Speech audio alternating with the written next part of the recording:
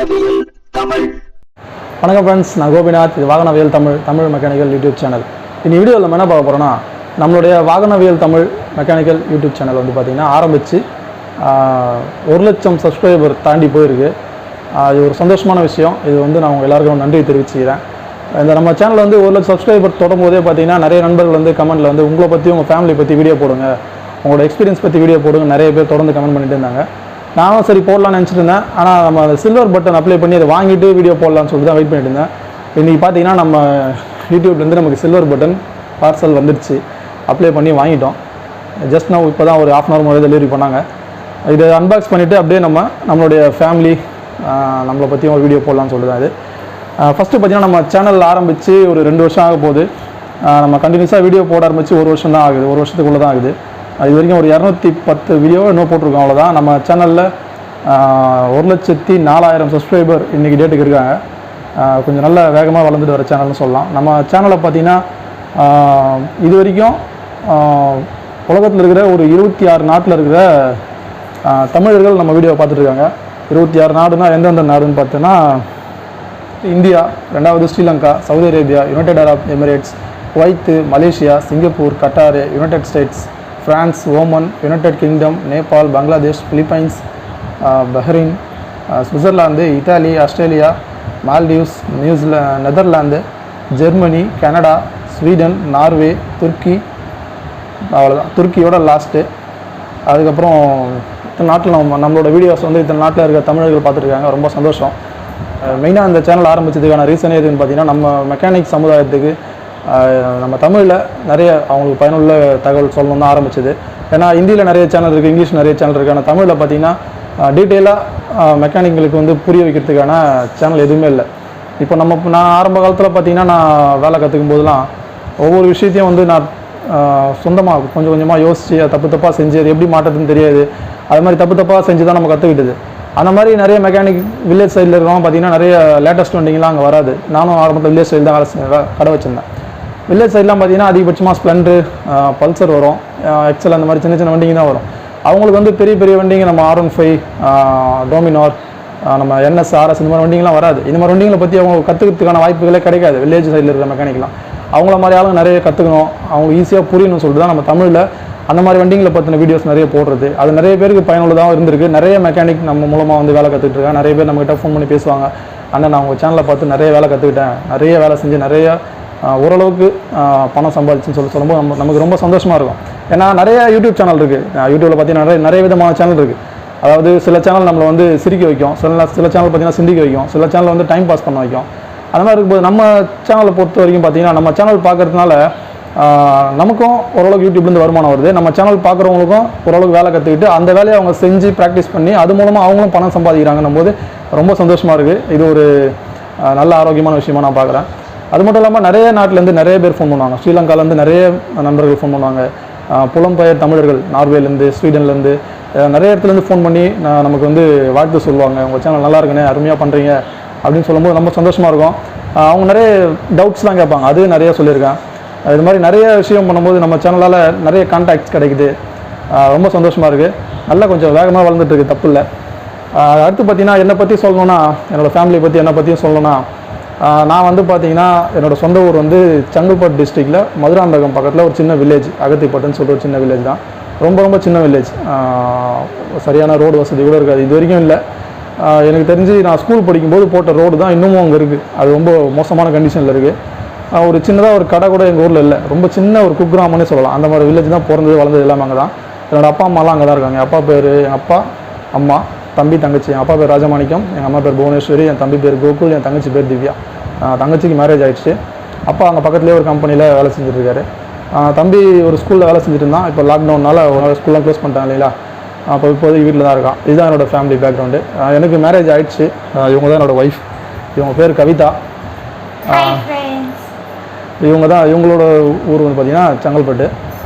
இப்போ நான் வந்து பார்த்திங்கன்னா ஒர்க் ஷாப் இருக்குது, இந்த SRM ஒர்க் ஷாப் இருக்கிறதுனால செங்கல்பட்டுலேயே வீட்டில் நாங்கள் தனியாக இருக்கோம். இப்போது அப்பா அம்மாலாம் ஊரில் மதுராந்தகத்தில் இருக்காங்க. நான் பிறந்தது எல்லாமே மதுராந்தகம் பக்கத்தில் அந்த ஊரில் தான். அங்கே பக்கத்தில் ஒரு ஸ்கூலில் வந்து பக்கத்து ஊரில் இருக்கிற ஸ்கூலில் 8th வரைக்கும் படிச்சிருந்தேன். 8th முடிச்சுட்டு அதுக்கப்புறம் 9th 10th மதுராந்தகத்தில் ஒரு ஸ்கூலில் படித்து பாஸ் பண்ணேன்.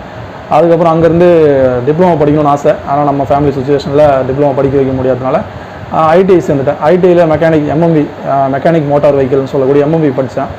எம்எம்பி 2 வருஷம் நம்ம பைக்கை பற்றி காரை பற்றி எல்லாத்தை பற்றியும் தியரட்டிக்கலாக அதை மெக்கானிக்கல் ஃபீல்டில் ஃபுல்லாக படித்து ஓரளவு தெரிஞ்சுக்கிட்டேன்.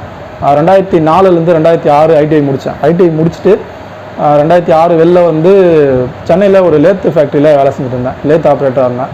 அங்கேருந்து பார்த்திங்கன்னா ஒரு 1 இயர் கழித்து பாடி சுந்தரம் கிளைட்டன் டிவிஎஸில் அங்கே போய்ட்டு அப்ரெண்டிஸ் மாதிரி வேலை செஞ்சுட்டு இருந்தேன். அங்கே வேலை செஞ்சுட்டு இருக்கும்போது அங்கேருந்து வேலை செட் ஆகலன்னு சொல்லிட்டு மறுபடியும் என்ன பண்ணோம், அங்கே திருமுடிவாக்கத்தில் இன்னொரு லேத்து கம்பெனியில் வேலைக்கு போய்ட்டோம். சிஎன்சி ஆப்ரேட்டராக வேலை செஞ்சுருந்தேன். சிஎன்சி மிஷினில் சிஎன்சி லேத் ஆப்ரேட்டராக இருந்தேன். அங்கேயே சிஎன்சி லேத்து மெயின்டெனன்ஸ் மெக்கானிக் அப்படி மரம் இது மகேந்திரா வேர்ல்டு சிட்டியில் சிஎன்சி மெயின்டெனன்ஸ் மெக்கானிக்காக இருந்திருக்கேன். 2009 to 2010 தமிழ்நாடு அரசு போக்குவரத்து கழகம் கல்பாக்கம் டெப்போவில் ஆக்ட் அப்ரெண்டிஸ் முடித்தேன். ஆக்ட் அப்ரெண்டிஸ் 1 இயர் பஸ் மெக்கானிக்காக இருந்தேன். ஆக்ட் அப்ரெண்டிஸ் முடிச்சுட்டு 2010 வெளில வந்துட்டு ஒரு கார் மெக்கானிக் ஷெட்டில் வேலை செஞ்சுட்டு இருந்தேன். 2011 சரி 2 வீலர் மெக்கானிக்காக போகலான்ட்டு ஒரு ஷோரூமில் போயிட்டு கன்சல்டிங் ஷோரூம் எல்லா பைக்கும் அவங்க வந்து சர்வீஸ் பண்ணுவாங்க, சேல்ஸ் பண்ணுவாங்க. அந்த இடத்துல போயிட்டு கன்சல்டிங்கில் மெக்கானிக்காக ஜாயின் பண்ணேன். அங்கே ஓரளவுக்கு 2 வீலர் அப்போ அது வரைக்கும் எனக்கு 2 வீலர் பற்றி எதுவுமே தெரியாது. பஸ்ஸெலாம் வேலை செய்வேன். பஸ்ஸில் கியர் பாக்ஸ் கிளச் பிளேட் மாற்றுறது, இன்ஜின் ஓவராலிங் பண்ணுறது, எல்லாமே கிரீஸ் பேக்கிங் பண்ணுறது, க்ரௌண்ட் வேலை பார்க்குறது எல்லாமே தெரியும் ஓரளவுக்கு. 2 வீலரை பற்றி எதுவுமே தெரியாது. சரி 2 வீலர் வேலை அங்கே போய்ட்டு தான் கொஞ்சம் கொஞ்சமாக கற்றுக்கிட்டேன். 2 வீலரில் ஒரு செயின் கார்டு கூட மாட்ட தெரியாது. செயின் கார்டு மாட்டுறது முதல் கொண்டு சர்வீஸ் பண்ணுறது இப்படி எல்லாமே அங்கே தான் ஓரளவுக்கு பேசிக்காக கற்றுக்கிட்டேன்.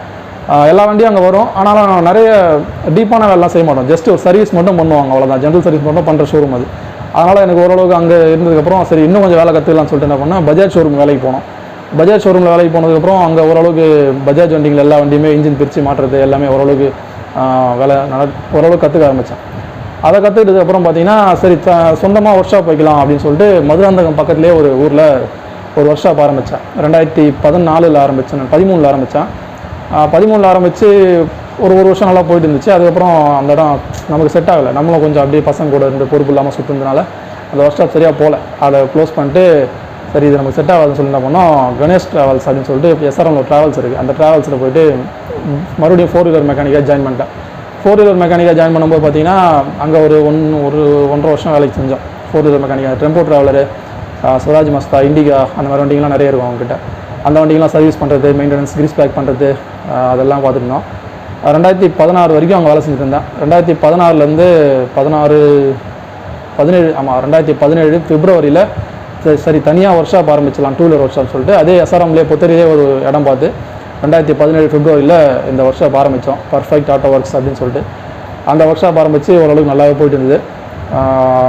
இப்போது எப்படின்னா நான் வேலை ஃபஸ்ட்டு 2 வீலர் ஒர்க் ஷாப் வைக்கும்போது சரி எனக்கு இப்போ தெரிஞ்ச வேலையில் எனக்கு ஒரு 20% கூட இப்போ தெரியாது. சும்மா பேசிக் சர்வீஸ் மட்டும் தான் தெரியும். அதனால் நம்மளால் இப்போ ஒழுங்காக மெயின்டைன் பண்ண முடியல. சரி மறுபடியும் நம்ம 2017 ஒர்க் ஷாப் வைக்கும் போதும் இப்போ தெரிஞ்சிருக்கிற வேலையில் ஒரு 50% கூட இப்போ எனக்கு தெரியாது. அதுக்கப்புறம் தான் அப்படியே கொஞ்சம் கொஞ்சமாக செஞ்சு தான் கற்றுக்கிட்டு வரோம். மெக்கானிக் ஃபீல்டை பொறுத்த வரைக்கும் பார்த்தீங்கன்னா எல்லா வேலையுமே எல்லாருக்கும் தெரியும்னு சொல்லவே முடியாது. ஏன்னா இது வந்து ஒரு கடல் மாதிரி, ஒவ்வொருத்தரும் ஒரு பக்கம் நீந்திட்டு இருப்பாங்க. யாருமே வந்து முழுசாக நீந்தி கரையேற முடியாது. அவ்வளோ பெரிய ஃபீல்டு இது. ஒரு மெக்கானிக் வந்து 30 வருஷம் மெக்கானிக்காக இருந்தாலும் சரி 30 வருஷம் முடிஞ்சு மறுநாள் அவருக்கு புதுசாக ஒரு வேலையை கற்றுக் கொடுக்கும். அதுதான் அந்த ஃபீல்டு. 30 வருஷம் கற்றுக்கிட்டது இல்லாமல் எக்ஸ்ட்ரா ஒரு வேலையை ஒரு நாளும் கற்றுக்கிட்டே இருக்கும். அதுதான் மெக்கானிக் ஃபீல்டு. அது மாதிரி நான் இன்னமும் ஒரு வேலையை கற்றுக்கிட்டு தான் இருக்கேன். நம்ம நிறைய பேர் நினச்சிட்டுப்போம் நான் யூடியூப்பில் வீடியோ போடுறதால என் வீடியோ பார்த்து நிறைய பேர் நிறைய விஷயம் கற்றுக்குறாங்க அப்படின்னு சொல்லி நினச்சிட்டு இருப்பாங்க. ஆனால் அது ஒரு வகையில் உண்மை தான். நான் யூடியூப்பில் வீடியோ போடுறதால நிறைய விஷயம் நானும் கற்றுக்குறேன். அதுதான் உண்மை. ஏன்னா புது விஷயங்கள் வந்து நம்ம வீடியோ போடும்போது நீங்கள் வந்து கமெண்ட் பண்ணுறீங்களே, அந்த கமெண்ட்டை வச்சு நான் பார்ப்பேன் இது என்ன புதுசாக இருக்குன்னு சொல்லிட்டு அதை பற்றி சர்ச் பண்ணுவேன், அதை பற்றி கேட்டு தெரிஞ்சுப்பேன். யூடியூப்பில் சர்ச் பண்ணுவேன் நிறைய. அதை மாதிரி பார்த்து நமக்கு சீனியர் மெக்கானிக்கிட்ட கேட்பேன். அது மாதிரி கேட்டு இது மாதிரி ஒன்று இருக்கான்னு சொல்லிட்டு அதுக்கப்புறம் தெரிஞ்சுட்டு அதை நான் ப்ராக்டிஸ் பண்ணி அதை பற்றின வீடியோவும் போடுவேன். அது மாதிரி நான் நிறைய விஷயம் அதாவது யூடியூப் ஆரம்பிக்கிறதுக்கு முன்னாடி எனக்கு தெரிஞ்ச விஷயத்தை விட இப்போ ஓரளவுக்கு நிறைய விஷயம் யூடியூப் மூலமாக கற்றுக்கிட்டேன். அது மாதிரி நம்ம கொஞ்சம் கொஞ்சமாக டெவலப் பண்ணிட்டு வரதான் நம்ம ஸ்கில்லு. அதுக்கப்புறம் பார்த்தீங்கன்னா இந்த ஒர்க் ஷாப் ஆரம்பித்து நல்லா ஓரளவுக்கு வேலை போயிட்டு இருந்துச்சு. நிறைய கஸ்டமர் பிக்கப் பண்ணாங்க. நல்லா நம்ம கொஞ்சம் கொஞ்சமாக ஸ்டெப் பை ஸ்டெப்பாக சம்பாதிச்சு கொஞ்சம் கொஞ்சமாக ஒர்க் ஷாப்பை டெவலப் பண்ணி இப்போ ஓரளவுக்கு நம்ம 4 பேர் வேலை செய்கிறோம் ஒர்க் ஷாப்பில். ஓரளவுக்கு 4 பேருக்குமே டைட்டாக வேலை இருக்கும். எப்பவுமே வேலை இருந்துகிட்டே இருக்கும். அந்தளவுக்கு நல்லா போயிட்டுருக்கு ஒர்க் ஷாப். ஒன்றும் பிரச்சனை இல்லை. இப்போ லாக்டவுனால் இப்போ வீட்டில் இருக்கோம். இதுதான் நம்மளோட ஃபேமிலி ஹிஸ்ட்ரி. சொல்கிறது ஒன்றும் பெருசாக இல்லை. எக்ஸ்பீரியன்ஸ் எங்கேருந்து உங்களுக்கு கிடச்சிதுன்னு கேட்டிங்கன்னா நிறைய பேர் கமெண்ட்டில் தான் கேட்பாங்க எப்படி உங்களுக்கு எக்ஸ்பீரியன்ஸ் வந்தது. எக்ஸ்பீரியன்ஸ்ன்றது நம்மளாக வளர்த்துக்கிறது தான். நம்ம பண்ணுற தப்பு தான் எக்ஸ்பீரியன்ஸ். இன்றைக்கி பண்ணுற தப்பு நாளைக்கு பண்ணக்கூடாது. அது வந்து ஒரு பாடம் கற்றுக்கணும். அதுதான் எக்ஸ்பீரியன்ஸு. ஏன்னா நான் வந்து பார்த்தீங்கன்னா யார்கிட்டையும் வந்து ஹெல்ப்பராலாம் வேலை செஞ்சதே இல்லை இது வரைக்கும். எந்த மெக்கானிக்கிட்டையும் ஹெல்ப்பராக இருந்து நான் மேலே மெக்கானிக்காக வரல.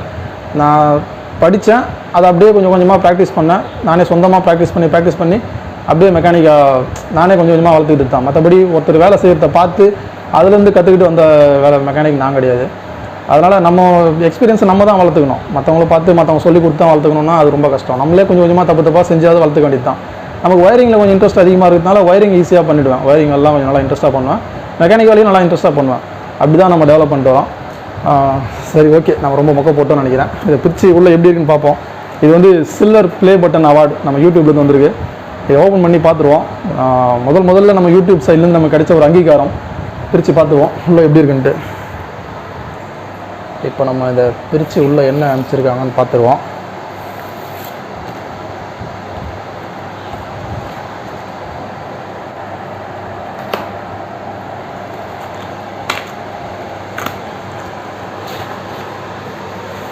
ஓகே,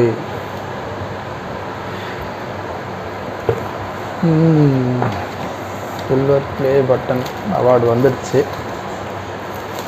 நல்லா வெயிட்டாக இருக்குது. வாகனவியல் தமிழ். ஓகே,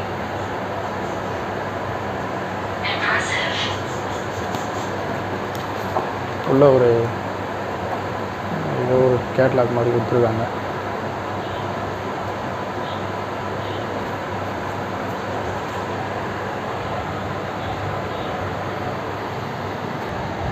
ஓகே ஃப்ரெண்ட்ஸ், நம்ம அவார்டு ஓப்பன் பண்ணிட்டோம். யூடியூப்லேருந்து நமக்கு கிடைச்சிருக்க முதல் அங்கீகாரம் சில்வர் ப்ளே பட்டன் அவார்டு. இது எல்லாத்துக்குமே காரணம் நீங்கள் தான். என்னோடய 1,00,000 நண்பர்கள் சேர்ந்து தான் இந்த அவார்டு எனக்கு கொடுத்துருக்கீங்க. அப்படி தான் நான் பார்க்குறேன். எல்லாருக்கும் என்னோட முதல் நன்றி தெரிவிச்சுக்கிறேன். நம்ம சேனல் மேன்மேலும் கண்டிப்பாக வளரணும். உங்களுடைய அன்பும் ஆதரவும் நமக்கு எப்போவுமே கிடைக்கணும். கண்டிப்பாக நானும் உங்களுக்கு எல்லாருக்கும் பயனுள்ள வீடியோவாக என்னால் முடிஞ்ச அளவுக்கு தினமும் ஒரு வீடியோவோ இல்லை 2 நாளைக்கு ஒரு வீடியோவோ கண்டிப்பாக போட்டுகிட்டே இருப்போம். ஏன்னா இப்போ லாக்டவுனில் இருக்கிறதால நிறைய வீடியோ போட முடியல. கண்டிப்பாக உங்களுக்கு பயனுள்ள மாதிரி தொடர்ந்து வீடியோ போட்டுட்ருப்போம். நன்றி ஃப்ரெண்ட்ஸ். நம்ம வீடியோ பார்த்ததுக்கு, நமக்கு இந்த அளவுக்கு ஆதரவு கொடுத்து நம்ம சேனலை வளர்த்ததுக்கும், இந்த சில்வர் ப்ளே பட்டன் அவார்டை நீங்கள் எங்களுக்கு கொடுத்ததுக்கும் ரொம்ப நன்றி. Thank you friends. நன்றி ஃப்ரெண்ட்ஸ். ஓகே ஃப்ரெண்ட்ஸ், நம்ம வீடியோ பிடிச்சிருந்தா லைக் பண்ணுங்கள். வீடியோவில் சந்தேகம், குறைகள், தவறுகள் இருந்தாலும் கமெண்ட்டில் சொல்லுங்கள். நம்ம சேனல் பிடிச்சிருந்தா சப்ஸ்கிரைப் பண்ணுங்கள். Thank you friends.